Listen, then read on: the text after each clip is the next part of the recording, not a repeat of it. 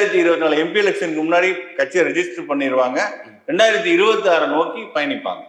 நீங்க விஜய் அவர்களோட ஆட்டிடியூடே எப்படி இருக்கும்னா, வக்கலா எதையுமே பேச மாட்டாரு. அவரோட செயல் மூலமா அவரோட நிலைப்பாட சொல்லுவார்.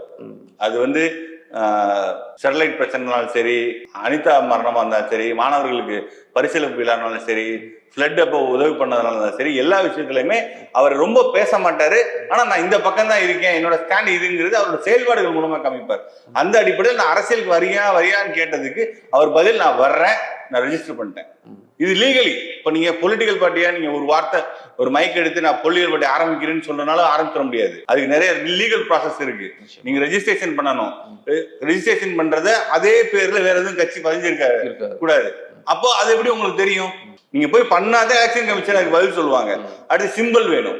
சிம்பிள் எலெக்ஷன் கமிஷன் அப்ரூவல் பண்ணணும். நம்ம நாம் தமிழர், டிடி விஜயநகரம் எல்லாம் எவ்வளவு கஷ்டப்பட்டாங்க நம்ம பார்த்தோம்.